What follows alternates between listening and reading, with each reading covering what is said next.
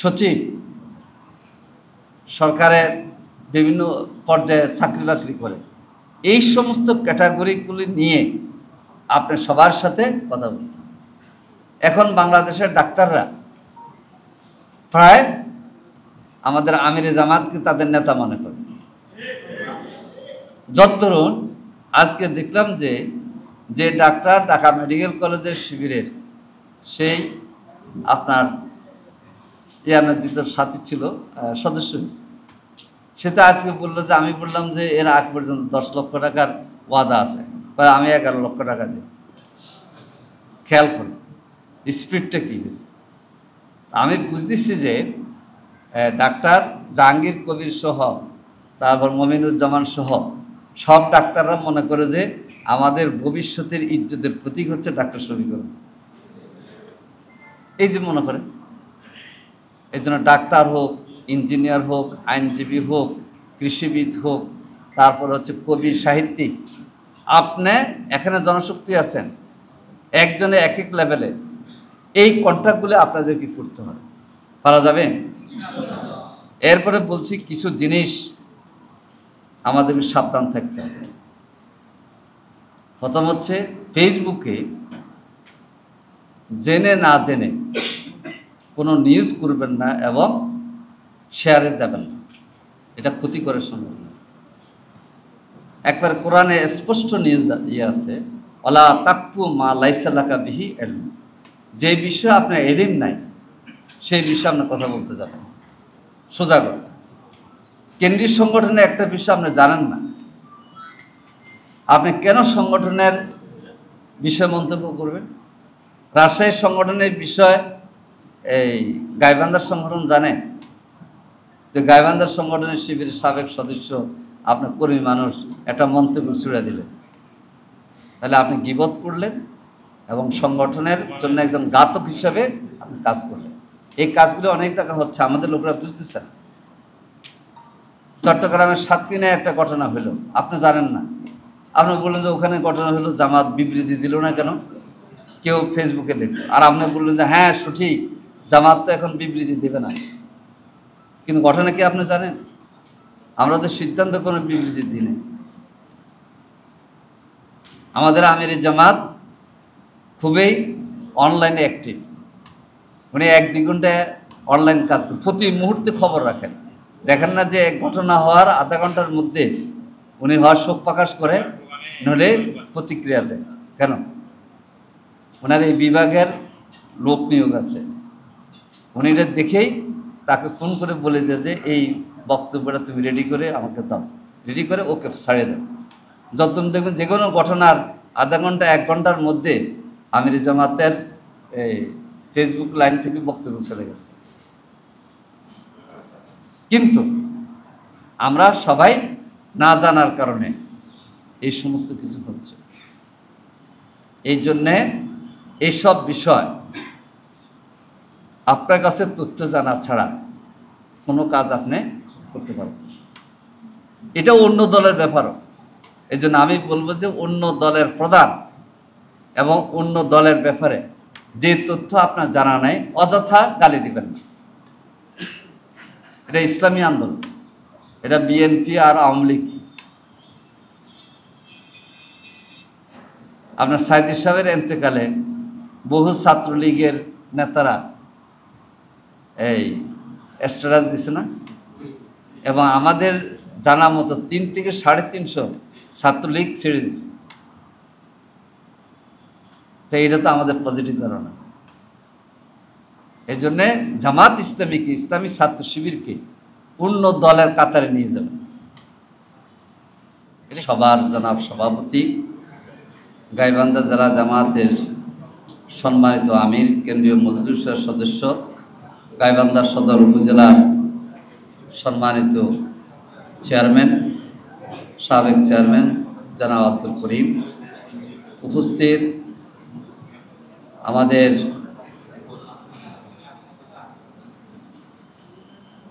জনগণের নন্দিত নেতা, জামাত ইসলামের কেন্দ্রীয় মজলিসের সাবেক সদস্য, গাইবান্ধার দীর্ঘদিনের জেলা আমির, সাবেক বাংলাদেশের বিশিষ্ট চিকিৎসক, আমাদের দায়িত্বশীলদের অনেকের কাছে অত্যন্ত শ্রদ্ধেয় এবং প্রিয়। অনেকগুলো কথা কী কারণে বলতেছি পরে বলব। এবং কক্সবাজার জেলার অনেক দায়িত্বশীলদের কাছে অত্যন্ত বিনয়ী এবং ত্যাগী মানুষ। গোবিন্দগঞ্জের আমাদের প্রার্থী ডাক্তার আব্দুর রহিম সরকার, উপস্থিত জেলা নায়েবে আমির বীর মুক্তিযোদ্ধা জনাব আব্দুল ওয়ারেস, সাবেক শিবির নেতা এবং সুন্দরগঞ্জের আমাদের প্রার্থী অধ্যাপক মাজিদুর রহমান,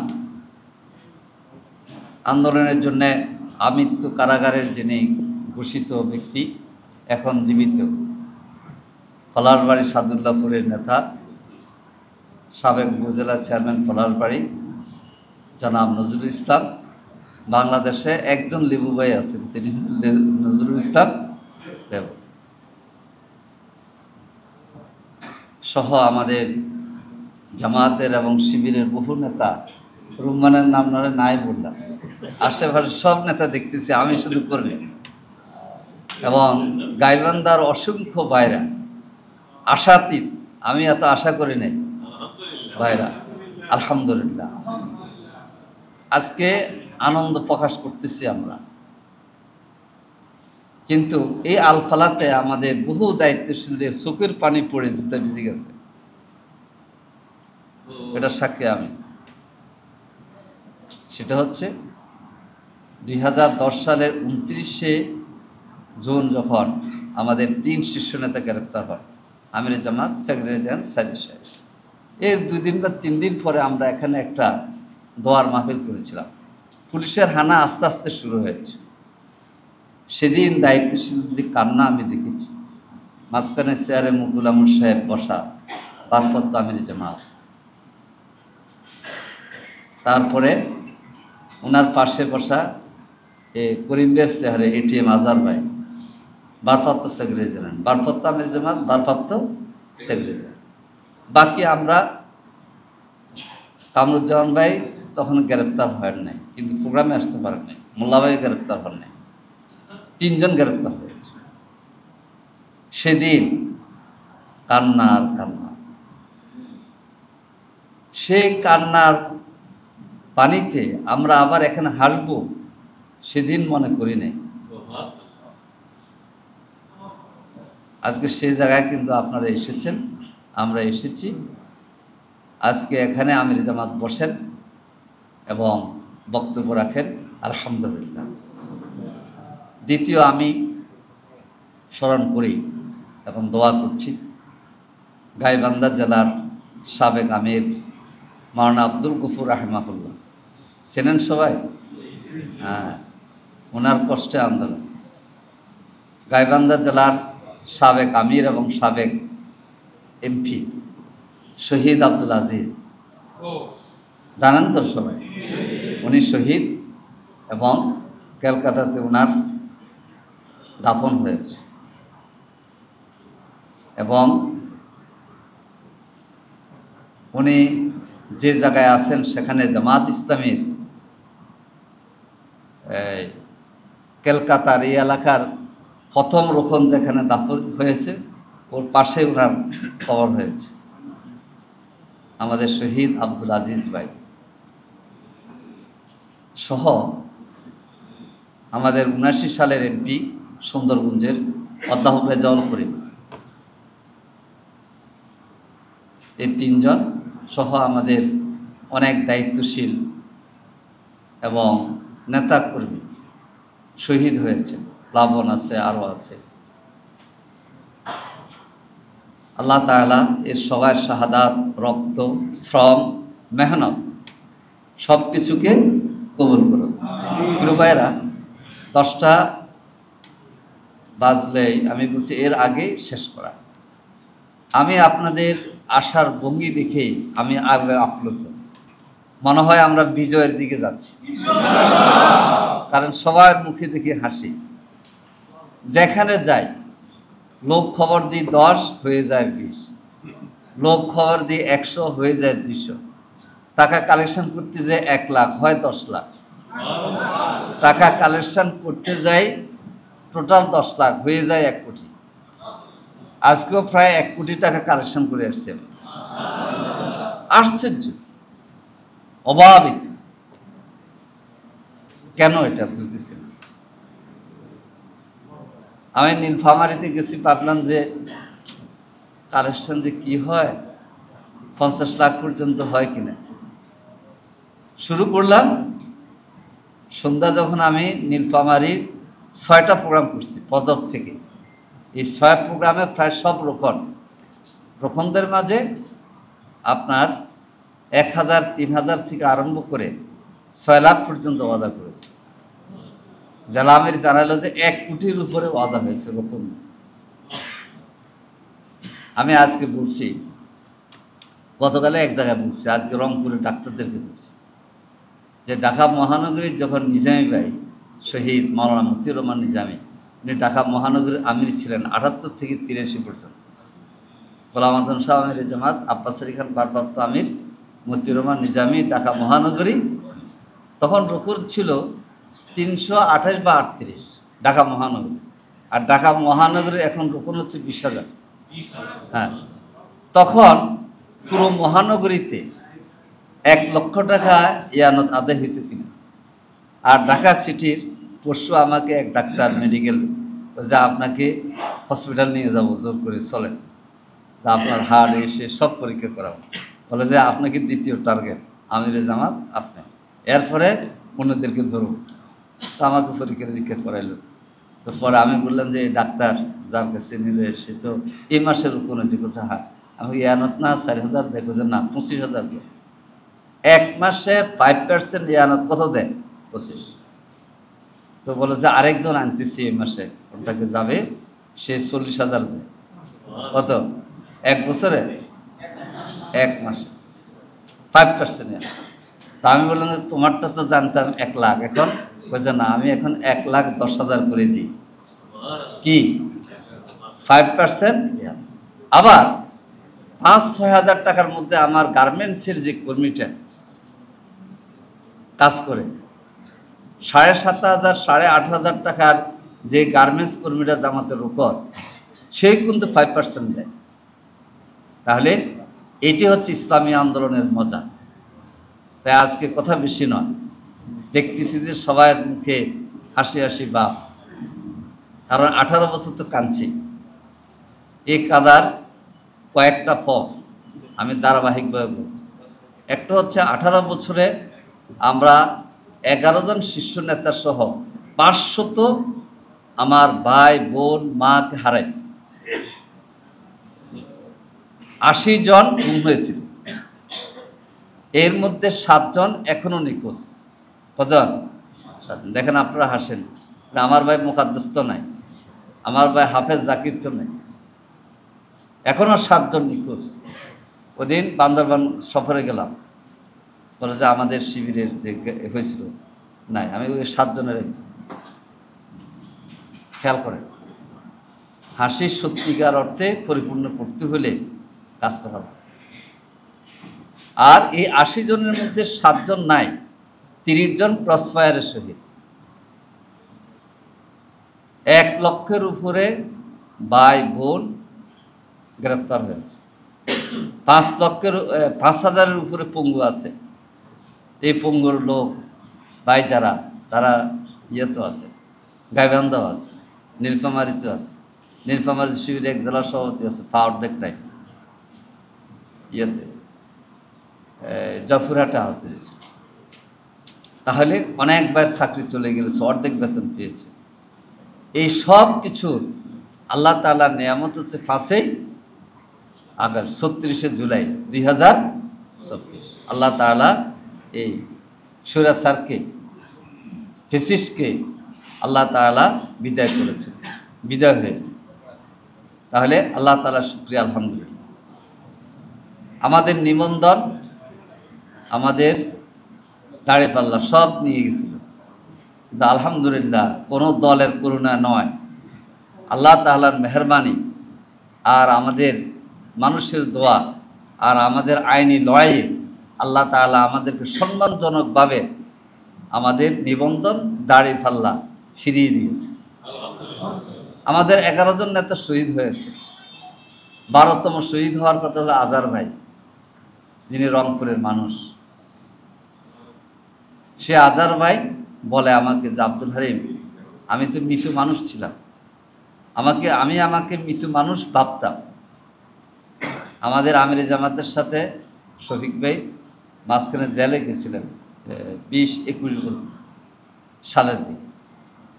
আজার ভাইয়ের সাথে ওনার আর কোনো সময় দেখা হয়নি, অন্যদের সাথে হয়েছে।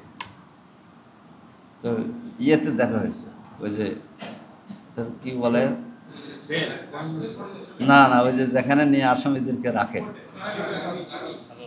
তা আজার ভাই বলছে যে আমি তো আখেরাতের প্রস্তুতি নিয়ে নিয়েছি, যদি ফাঁসির আদেশ প্রায় চূড়ান্ত। দুটো কাজ শফিক ভাই, একটা হচ্ছে আমার ছোট মেয়েটার বিবাহ বাকি আছে, এই ছোট মেয়েটার বিবাহের ব্যবস্থাটা করবেন, আর আমার জন্য দোয়া করবেন। আমার আর কোনো কিছু পাওনা নাই, আমি আল্লাহর কাছে যাওয়ার জন্যে আমার প্রস্তুতি। তো পরে তো আমরা মেয়েটার বিবাহ দিয়েছি, আজার ভাইকে জানাইছি। তাহলে ফিরে আসবে না মনে করে উনি কিন্তু সব শেষ বিদায়, ওনার ওয়াইফ থেকে উনি বিদায় নিয়েছেন, কিন্তু ওনার আগে ওনার ওয়াইফ ইন্তেকাল করেছে। তাহলে এই যে 12তম ব্যক্তি শহীদ না হয়ে এখন জীবিত আমাদের কাছে, আজকে উনি ঢাকা থাকলে অথবা আসতেন, আমিও বলেছি। কিন্তু যেহেতু নির্ধারিত প্রোগ্রাম, উনি তো এখন বদরগঞ্জ এবং তারাগঞ্জ আসনের প্রার্থী। আমাদের প্রার্থীরা ম্যাক্সিমাম এখন এলাকায়। এই যে আজকে ডাক্তার তাহের ভাই আমাদের 14 গ্রাম, পরোয়ার ভাই 3 দিন ছিল খুলনা, আমি তো রংপুর ছিলাম, রংপুর থেকে এসে কিন্তু প্রোগ্রাম করলাম। এই জন্যে এটা আল্লাহ তাআলার শুকরিয়া কি, আলহামদুলিল্লাহ। দেখেন, আপনাদের জন্য শুকরিয়া হচ্ছে এই বছরের গত বছরের শেষে মানে 24 বা 23 ডিসেম্বর, কর্মী সম্মেলন 24 ডিসেম্বর আপনার গাইবান্ধাতে আমরা কর্মী সম্মেলন করেছি। এই কর্মী সম্মেলন আগে পরে কি অন্য কোনো দল করতে পারছে? আমাদের রংপুর অঞ্চলের 8টি জেলার 8টি কর্মী সম্মেলন বা জনসভা আমরা আমিরে জামাতের উপস্থিতির মাধ্যমে শেষ করেছি, আলহামদুলিল্লাহ। এবং রংপুরে যে সমাবেশ হয়েছে আওয়ামী লীগ, জাতীয় পার্টি, বিএনপির, এই সমাবেশের পরিমাণ লোক অতীতে কেউ একত্রিত করতে পারে, আলহামদুলিল্লাহ। জাতীয় যে সমাবেশ করলাম 54 বছরে, কোথায়? সোহরাওয়ার্দী। আমাদের হিসেবে হলো 20 লাখ, কিন্তু পত্রিকার লেখে তো শত কোটি টাকা ব্যয় করে জামাতের বিশাল। আমরা কি শত কোটি টাকা খরচ করছি? সব মিলে 2.5 কোটি খরচ হচ্ছে। এই জন্যে আল্লাহ তাআলার শুকরিয়া আদায় করতে। প্রিয় ভাইয়েরা, এখন হচ্ছে নতুন বার্তা, সেটা হচ্ছে আগামীতে আমরা ক্ষমতার সরকার গঠন করবে ইনশাআল্লাহ। আচ্ছা, তাহলে এখন কিভাবে মানুষ চায় কি? সৎ লোক, দুর্নীতি মুক্ত দেশ, সাদাবাজ মুক্ত দেশ, বৈষম্য মুক্ত রাষ্ট্র। তরুণরা চায় চাকরি, যুবকরা চায় যে আমার ছোট হোক বড় হোক আমার কর্ম, যাতে সবাই তো কেউ ইচ্ছা করে চোর হইতে চায় না, সবাই কর্ম করেই খেতে চায়। কিন্তু আমাদের মেকানিজমটা এমন যে একজনকে দুর্নীতি করার জন্য আমরা কি করি? বাধ্য। তো মানুষ এবং ছাত্র সমাজ এগুলি থেকে মুক্তির জন্য স্লোগান দিয়েছে। এই জন্য আমির জামাত বলেছে আরেকটা লড়াই হবে দুর্নীতির বিরুদ্ধে। কারণ 26 লক্ষ কোটি টাকা আওয়ামী লীগ শেখ হাসিনার নেতৃত্বে পাচার করেছে। এই টাকা যদি পাচার না হতো, দেশে থাকতো, তাহলে রংপুরে সুগার মিল, গাইবান্ধা, গোবিন্দগঞ্জে হইতো কিনা? হতো। গাইবান্ধা কৃষি বিশ্ববিদ্যালয় হইতো। তো এইসব কিছু আমরা দৃঢ়স্থিরভাবে চিন্তা করতেছি, ইনশাআল্লাহ হবে। দুর্নীতি বন্ধ করতে হবে। আপনারা এখানে যারা এসেছেন, দেখেন, কেউ আমরা এক মাসে একটা মাছ খাই, একটা মাছ কিন্তু এখন 2000-3000 টাকা। একটা ইলিশ মাছের দাম এখন 2200 থেকে 3200 কেজি আছে কিনা? তো কেউ একটা ইলিশ মাছ একবেলাও খেয়ে ফেলে, কেউ এক বছরে একটা ইলিশ মাছ খায়। এটি হচ্ছে আমাদের বাংলাদেশ, এবং এটা বাংলাদেশের মানুষ পারে, কিন্তু মানুষকে সেভাবে মোটিভেশন দিতে হয়। ইনশাআল্লাহ দেশের মানুষ, প্রশাসন মনে করে যে সেই মোটিভেশনটা জামাত ইসলামী দিতে পারে, এবং এটার পেছনের নেতা হচ্ছেন ডাক্তার শফিকুর রহমান। মানুষ না খেয়ে কাজ, মানুষ রাষ্ট্র থেকে পেতে চায়। আমাদের মোটিভেশন এমন হবে যে রাষ্ট্রের জন্য আমরা দেব, রাষ্ট্রের জন্য।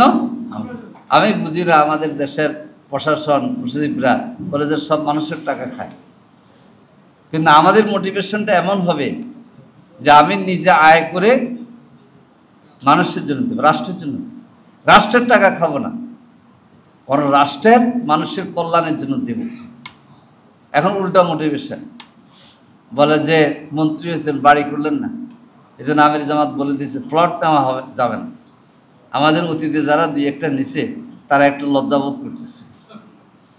তা আমি বলে আমির জামাত তাদের সামনে বলেন না, বেশি লজ্জা হয় বেশি, এবং বলে দিছে যে আমরা ট্যাক্স ফ্রি গাড়ি নেব না। এতে অন্য দলের কাঁপুনি শুরু হয়েছে, এবং সাধারণ মানুষ আস্থা তৈরি হয়েছে আমির জামাতের প্রতি। আমাদের দেশের মানুষ একনেকের বৈঠকে অথবা মন্ত্রী পরিষদ বৈঠকে যে নাস্তা হয়, গরিব মানুষ সে নাস্তা খেতে চায় না। তারা তাদের ঘামের টাকার অর্জনে একবেলা, দুই বেলা, তিন বেলা ভাত খেতে চায়। কেউ ঈদের সময় 1 লক্ষ টাকার শাড়ি পরে ঈদ করবে, কিন্তু আমার দেশের সাধারণ মানুষের চাহিদা হলো যে 300 টাকা, 3000 টাকা দিয়ে একটা শাড়ি হলে যথেষ্ট। এটা মানুষের আছে তো, এটা সম্ভব। জাতির এমন একজন নেতা লাগবে যেইভাবে মোটিভেশন দেবে। এখন সাধারণ মানুষ সবাই মনে করে সে নেতা আমির জামাত ডাক্তার শফিকুর রহমান। আমির জামাত গুরপুরে গেলেন, প্রধান উপদেষ্টার অফিস অস্থির হয়ে গেছে। আমরা মগবাজার অফিসে আমি হামিদ ভাই আসছি, ফোন আসছে যে প্রধান আমির জামাতকে খোঁজ নিতেছে, কী অবস্থা, প্রধান উপদেষ্টা দেখতে আসবেন। পরে আমরা বললাম যে উনি ইবনে সিনা আছেন। প্রধান উপদেষ্টা জানাইছে যে উনি যখন বক্তৃতা করেছেন তখন আমি টেলিভিশন দেখতেছিলাম, ফোনে পড়ে গেছে আর উনি আহত হয়ে গেল। সেনাপ্রধান ওনার খবর নিয়েছে, রাষ্ট্রপতি খবর নিয়েছে। এখন তো বুঝবেন যে এই কথা বললে কি আওয়ামী লীগের সাথে সম্পর্ক হয়ে গেল। রাষ্ট্রপতি নিয়েছে, আর বিদেশি দূতাবাসের লোকেরা নিয়েছে। এটার অর্থ আমি বুঝাচ্ছি যে বাংলাদেশ জামাত ইসলামী এখন একটা আলোচিত দল। আলোচিত দল নয়, শুধু ক্ষমতা যাওয়া যাওয়া ভাব দল। নাক গোবিন্দগঞ্জের লোকেরা এটা বিশ্বাস করেন, গাইবান্ধার লোকেরা। হ্যাঁ, এখন কিভাবে ক্ষমতা যাবো এটা বলে দিতেছি। প্রথম হচ্ছে দুর্নীতিমুক্ত দেশ করতে হলে মানুষ বোঝে যে জামাত লাগবে। আগে অনেক মার্কা দেখছি, এখন কি জামাত, আর মার্কা কি দাঁড়িয়ে থাকে। এই আস্থা আমরা সাধারণ মানুষের মধ্যে তৈরি করতে পেরেছি। এখন আমার জামাতকে হিন্দু, মুসলিম, বৌদ্ধ, খ্রিস্টান, অন্যান্য দল সবাই চেনে। ডাকসু নির্বাচনে সাদিক, কায়ুম আর ফরাদকে সবাই চেনে না, চেনে না, চেনে। এইভাবে চীনা লোক শুরু হয়েছে। আগামী দিনে বাংলাদেশের প্রধানমন্ত্রীর নেতৃত্ব কে দেবে এটাও মানুষ চিন্তা করে না, করে না। আশা করি গাইবান্ধার 5 আসনের বিজয়ের মধ্য দিয়ে আমরা সংখ্যাগরিষ্ঠ লাভের দিকে এগিয়ে যাব, এটা আমি বিশ্বাস করি। গাইবান্ধার সব আসন বিশ্বাস করে গেলি। এরপরে জামাত ইসলামী একা নির্বাচন করতে চায় না। আমরা ইতিমধ্যে আমাদের সাথে ইসলামী আন্দোলন বাংলাদেশ চরমনাই এক হয়ে এক বাক্সে কাজ করার ক্ষেত্রে ঐক্যমত পোষণ করেছে যে এক জায়গায় দাড়িপাল্লা থাকবে সেখানে হাত পাকা থাকবে, আর যেখানে হাত পাকা থাকবে সেখানে দাড়িপাল্লা থাকবে, যেখানে দাড়িপাল্লা থাকবে সেখানে গড়ি মার্কা থাকবে, যেখানে আপনার দাড়িপাল্লা থাকবে সেখানে টেবিল গড়ি থাকবে। তাহলে ইসলামপন্থীদের সমমনাদের মার্কা হবে কটা? বাক্স হবে একটা, এক দলের এক এক মার্কা, 5 দলের 5 মার্কা। আবার নির্বাচন কমিশনও বলছে দলভিত্তিক মার্কা আসতে। আচ্ছা, এখন আমরা ইসলামী প্রধান দল আমাদের পরে চরমনাই, তাছাড়া প্রায় 8-10টা দলের সাথে জামাতের আলোচনা চলছে। আচ্ছা, এই এনসিপি সহ এই সব দল মিলিয়ে যদি আমরা ঐক্য করি তাহলে সাদাবাজ দখলবাজ আর কেউ আসতে পারবে?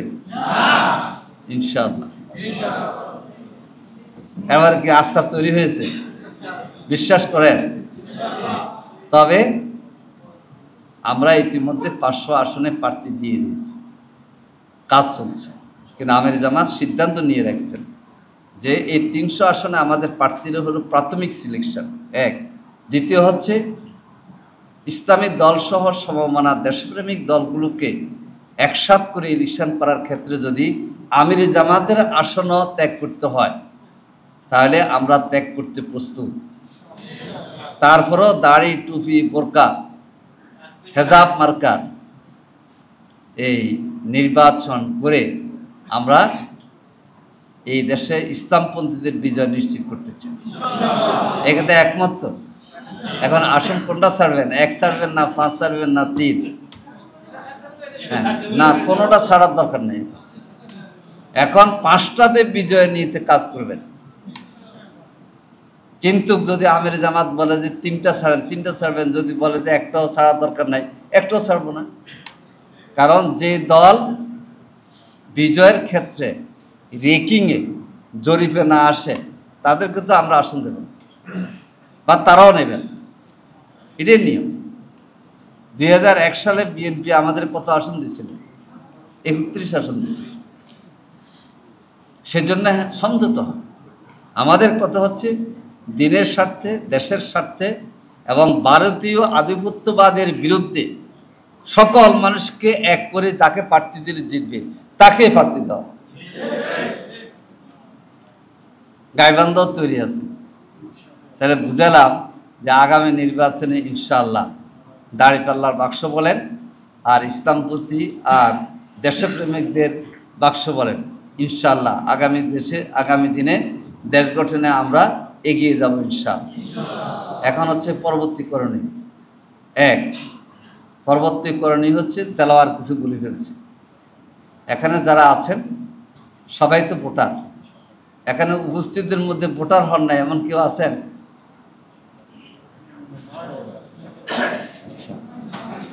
না, সবাই দিকে তাকায় না, আপনি নিজের দিকে নিজে তাকান। আচ্ছা, এরপরে 2 নম্বর প্রশ্ন যে কমপক্ষে 100 ভোটার ইতিমধ্যে কন্ট্যাক্ট করে ফেলছেন, এমন কেউ আছেন কিনা? দেখে হাত তোলেন। 100 ভোটারের সাথে কথা বলছেন, 100 কর্মীর সাথে না, ভোটারের সাথে, চাচা ভাই বোন যাই হোক। দেখি হাত তোলেন। না, তাহলে তো বিজয় আটকে যাবে। যারা হাত তুলেছেন আপনাদের হাত আল্লাহ কবুল করুন। আপনার ঢাকায় থাকেন, টেলিফোনে যোগাযোগ করলে অসুবিধা কি? আপনার ঢাকায় থাকেন, এখন মাসে একবার যান, আগামী মাসে 2বার যাবেন, পরের মাসে 4বার যাবেন, 4 সপ্তাহ, আর ডিসেম্বর জানুয়ারি ফেব্রুয়ারি ফুল থেকে যাবেন। তাহের ভাই এখানে আমাদের যারা আমাদেরকে বলছে সেক্রেটারিদের যে এখন থেকে 3 ঘন্টা কাজ করেন, আগামী মাস থেকে 6 ঘন্টা করবেন, অক্টোবর থেকে 10 ঘন্টা করবেন, আর ইলেকশনের আগে 18 ঘন্টা কাজ করবেন, আর ইলেকশনের দিন 24 ঘন্টা। ইলেকশনের আগের রাত ঘুম নাই। এবং কেন্দ্রের ভোট হওয়ার পরে গণনার রেজাল্ট হয়ে স্বাক্ষর করার আগ পর্যন্ত ভোট কেন্দ্র ত্যাগ নাই।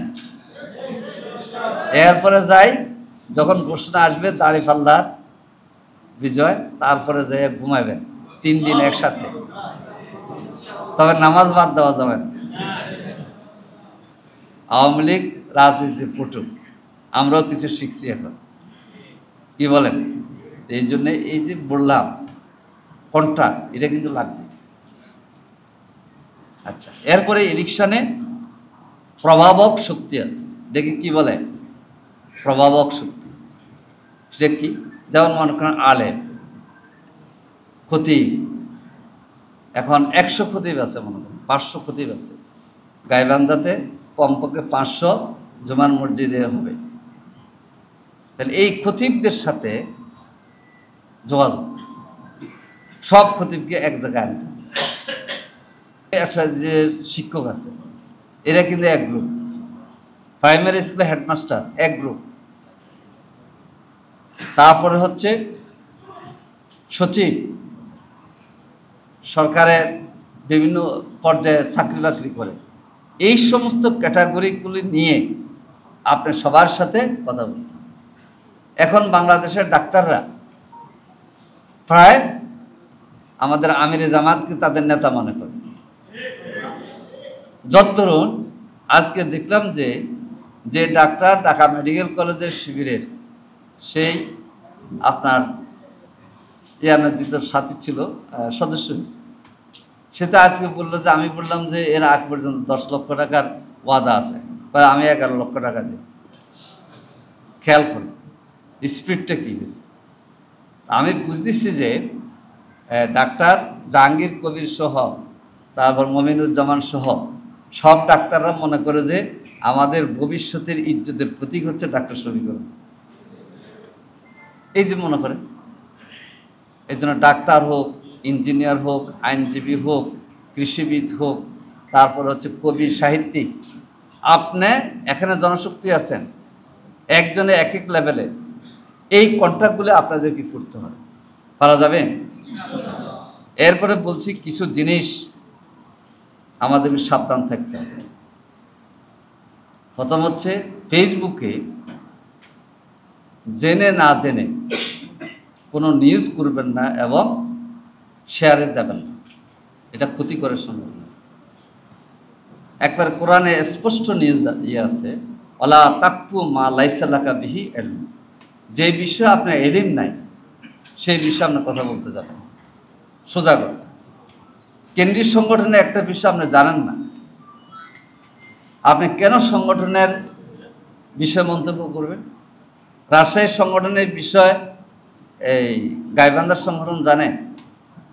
তো গাইবান্ধার সংগঠনের শিবিরের সাবেক সদস্য, আপনার কর্মী মানুষ, একটা মন্তব্য ছুড়ে দিলেন, তাহলে আপনি গীবত করলেন এবং সংগঠনের জন্য একজন ঘাতক হিসাবে আপনি কাজ করলেন। এই কাজগুলো অনেক জায়গায় হচ্ছে, আমাদের লোকরা বুঝতেছেন। চট্টগ্রামের সাতক্ষীরায় একটা ঘটনা হলো, আপনি জানেন না। আপনি বললেন যে ওখানে ঘটনা হলো, জামাত বিবৃতি দিল না কেন? কেউ ফেসবুকে লিখল, আর আপনি বললেন যে হ্যাঁ সঠিক, জামাত তো এখন বিবৃতি দেবে না। কিন্তু ঘটনা কি আপনি জানেন? আমরা তো সিদ্ধান্ত কোনো বিবৃতি দিই না। আমাদের আমিরে জামাত খুবই অনলাইনে অ্যাক্টিভ। উনি 1-2 ঘন্টা অনলাইন কাজ করেন, প্রতি মুহূর্তে খবর রাখেন। দেখেন না যে ঘটনা হওয়ার আধা ঘন্টার মধ্যে উনি হওয়ার শোক প্রকাশ করে, নইলে প্রতিক্রিয়া দেয়। কেন? ওনার এই বিভাগের লোক নিয়োগ আছে, উনি এটা দেখেই তাকে ফোন করে বলে দেয় যে এই বক্তব্যটা তুমি রেডি করে আমাকে দাও, রেডি করে ওকে ছাড়িয়ে দাও। যতক্ষণ দেখুন যে কোনো ঘটনার আধা ঘন্টা 1 ঘন্টার মধ্যে আমিরে জামাতের এই ফেসবুক লাইন থেকে বক্তব্য চলে গেছে। কিন্তু আমরা সবাই না জানার কারণে এই সমস্ত কিছু হচ্ছে। এই জন্যে এইসব বিষয় আপনার কাছে তথ্য জানা ছাড়া কোনো কাজ আপনি করতে পারবেন। এটা অন্য দলের ব্যাপারও। এই জন্য আমি বলবো যে অন্য দলের প্রধান এবং অন্য দলের ব্যাপারে যে তথ্য আপনার জানা নাই অযথা গালি দিবেন না। এটা ইসলামী আন্দোলন, এটা বিএনপি আর আওয়ামী লীগ। আপনার সাইদি সাহেবের এন্তেকালে বহু ছাত্রলীগের নেতারা এই স্ট্যাটাস দিছে না, এবং আমাদের জানা মতো 3 থেকে 350 ছাত্রলীগ ছেড়ে দিছে। তো এটা তো আমাদের পজিটিভ ধারণা। এই জন্যে জামাত ইসলামীকে, ইসলামী ছাত্র শিবিরকে অন্য দলের কাতারে নিয়ে যাবেন, এটা খেয়াল রাখতে হবে। অন্য দলের নেতাকে আমরা গালি দিব না, আমি সাদাবাজ বলেন, কিন্তু অন্য দলের অমুক নেতা সাদাবাজ এটা বলার দরকার নেই আমার। মানুষ বুঝবে, কারণ ব্যক্তির সাথে দ্বন্দ্ব হলে তখন আপনি দেখবেন যে আপনি যাকে গালি দিলেন সাদাবাজ বিএনপি, তখন তার ছেলে দেখা যায় শিবির করে, অথবা তার শালার শালা শিবির করে, তখন সে আক্রান্ত হবে। এরকম আছে না? বিএনপির একেবারে কেন্দ্রীয় পর্যায়ে এমন কয়েকজন আছে যাদের স্ত্রী, বোন, মা জামাতের রকম। এটা আজকে ফেসবুকে আবার দিয়ে দিয়েন না, হালিম তথ্য।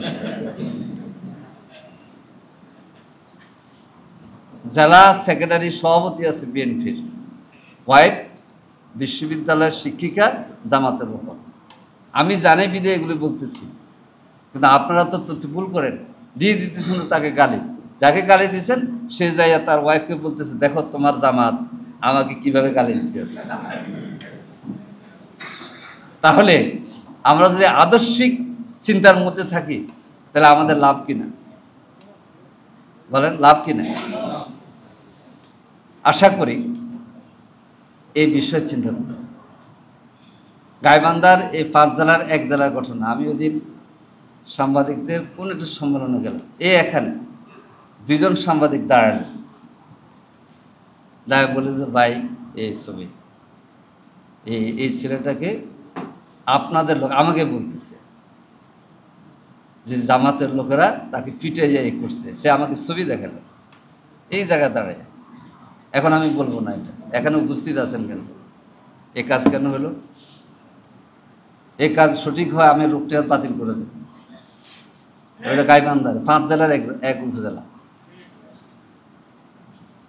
এটার দ্বারায় এটার দ্বারায় সাময়িকভাবে আপনাদের কোনো উপজেলার কর্মীরা খুশি হয়েছে, এবং যার বিরুদ্ধে নিউজ করছে তিনি খুশি হয়েছে। কিন্তু ওভারঅল ঘটনার কারণে জামাত ইসলামী সাংবাদিকদের কাছে নিন্দিত হয়েছে। এই যে সমস্যা, এটা কর্মীর কারণে নেতা গালি খেতে হয়, বলেন খাইতে হয় কিনা? কারণ আপনাদের কারণে, আমাদের কারণে যদি আমির জামাত প্রশ্নবিদ্ধ হয়, তাহলে এই কাজ কি আমাদের করা ঠিক? এই জাতীয় কাজ করা থেকে দূরে থাকতে হবে। সেন্সিটিভ বিষয় আছে কি, সংখ্যালঘু। দেখবেন যে হিন্দুরা হঠাৎ করে গঠন একটা গঠাই দেবে, বা আওয়ামী লীগ গঠাইয়া আপনার নামে চালাই দেবে। এই ক্ষেত্রে সতর্ক থাকতে হবে কিনা? তা আশা করি 10টা 10 বেজে গেছে। তো ইলেকশনের ক্ষেত্রে এই বিষয়গুলো যদি আপনারা সতর্ক থাকেন, আপনাদের মধ্যে যে আগ্রহ দেখলাম, আমার কাছে যে তথ্য এখন পর্যন্ত গাইবান্ধা 5 আসনে অগ্রবর্তী ভূমিকা, A++ আসন কয়টা আমি বলবো না, A++, A আর B+ পর্যন্ত আছে। এখন বলে দিলে তো আপনারা আবার মনক্ষুণ্ণ হবেন যে B+ কে A+ হইতে হবে, A+ কে +++ হইতে হবে। কি বলেন, হইতে হবে? তাহলে গাইবান্ধার 5 আসনে আমরা জিতব ইনশাআল্লাহ। আরেকটা হচ্ছে, এখানে যারা প্রার্থী আছে তাদেরকে শোনে, আল্লাহ আমাদেরকে মানুষ বানাইছে, তা আমাদেরকে তো সব গুণ আব্দুল্লাহ তাহেরের দেয় নাই, দিছে? আচ্ছা, কাজী শামসুর রহমান সাতক্ষীরার আমাদের এমপি 6 বারের, 1986 সাল থেকে এমপি শুরু হয়েছে 2001 সাল পর্যন্ত, 4 বার না 6 বার। উনি যখন মহকুমা আমির ছিলেন উনি সাইকেল চালাইতেন, দেখতে দবদবে সাদা। তো এরকম মানুষ তো এমপি হয়েছে। তো সবাইকে যদি আপনি মনে করেন যে শামসুর রহমান সাহেব হয় না কেন, তাহলে ঠিক হবে? আমাদের একজন এমপি ছিল আবু বকর শেরকুলি, হ্যাঁ শেরকুলি, হ্যাঁ ওই যে ফলকের আসনে আওয়ামী লীগের ফটফট ফলক আছে না, এই ফলকের আসনের সিংড়া, একেবারে নরমাল সাধারণ মানুষ, একটা ব্যাগ, একটা ছাতা, একটা ডায়েরি নিয়ে চলতেন, গুজা মানুষ। আল্লাহ তাআলা তাকে, কত লোক এমপি হইতে পারে না, তাকে এমপি হওয়ার সুযোগ দিয়ে তাকে সম্মানিত করেছে, মর্যাদা দিয়েছে। এবং এই ধরনের লোক আরও এমপি এবার হবে ইনশাআল্লাহ। তাহলে এটা কী জন্য বললাম? এখন করিম ভাইয়ের মধ্যে যদি আপনি সব গুণ ছাড়, মাজেদ ভাইয়ের মধ্যে যদি সব গুণ ছাড় পাবেন, কেউ একটু গরম হবে, কেউ কথা বলার সময় চোখ লাল হয়ে যায়, কেউ হাত তুলি ফেলে, আছে তো। আমার কথা হইল, এখানে যারা দায়িত্বশীল আছেন তারাও, যেহেতু মানুষের সাথে আমাদের কাজ, আমরাও সব দিক থেকে সতর্ক থাকব যে আমাকে সকলের কাছে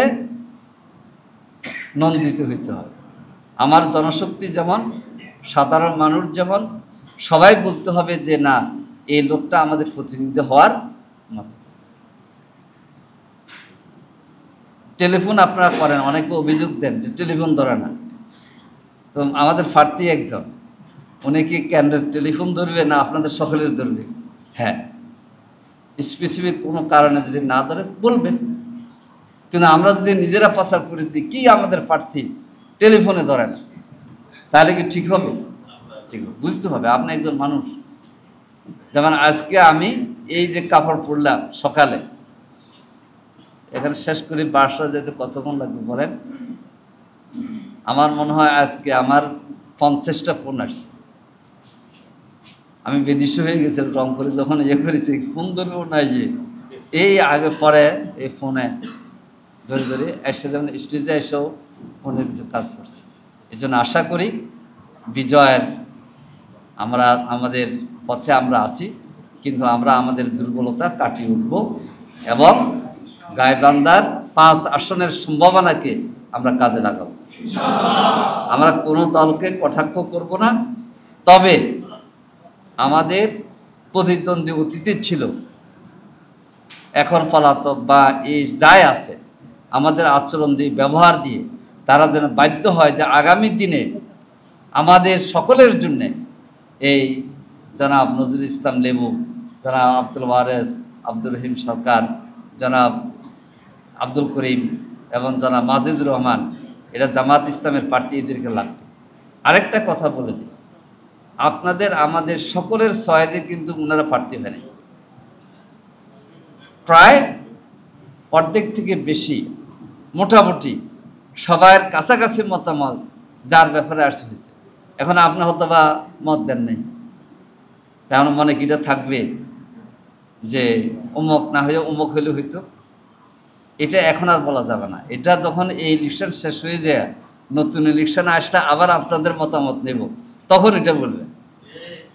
এখন মনে রাখতে হবে, যিনি ক্যান্ডিডেট ঘোষিত হয়েছেন, এখন স্টেজে আছে, তারা আমির জামাতের প্রার্থী, তারা জামাত ইসলামের প্রার্থী, তারা আল্লামা সাইদির প্রার্থী, তারা মতিউর রহমান নিজামের প্রার্থী। এই কথা মনে করে সামান্যতম দ্বিধা মনে না রেখে আমরা কাজ করি। এবার এটা সবাইকে বলবেন, ভাই বোন সবাইকে বার্তা দেবেন। আপনি যদি বলেন যে হ্যাঁ ঠিকই তো আছে, কিন্তু একটু রাগশাক বেশি হয়ে যায়, একবার সর্বনাশ, ভোট 10টা কমে যায়, ভোট 10টা কমে যাবে না। আমাদের প্রার্থী আলহামদুলিল্লাহ সব চিন্তায় এসেছে, তাকে জিতানোর জন্য আমরা কাজ করব। আমরা কাজ করব জামাতের জন্য, দাড়িপাল্লার জন্য, কোনো ব্যক্তির জন্য আমরা করব না। ব্যক্তি হচ্ছে একটা প্রতীক হিসাবে আমরা দিয়েছি, পারা যাবে তো? আসুন, আল্লাহ তাআলা গায়বান্দাকে কবুল করুন। গায়বান্দার সম্ভাবনাকে আল্লাহ তাআলা মজবুত করে এবং প্রতিপক্ষের বেষ্টনীকে ভেঙে দিয়ে আল্লাহ তাআলার যেন প্রদত্ত বিজয় আমরা নিয়ে আসতে পারি। আল্লাহ তাআলা আপনাদের সকল খেদমতকে কবুল করুন।